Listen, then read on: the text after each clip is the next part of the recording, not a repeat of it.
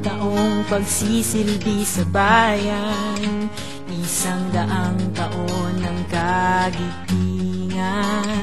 Ginising ang ating puso't isipan mula sa pagkakatulog ng kamalayan.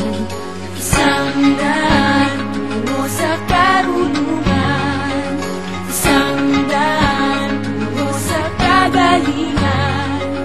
Daan at tinuro ng ating pamantas, hindi ang inilaan para sa ating mga anak ng bayan.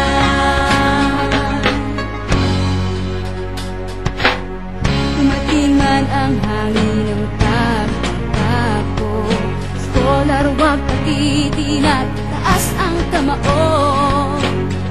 Kasing lawak at sintaas ng langit, ang abot ng isipan mo.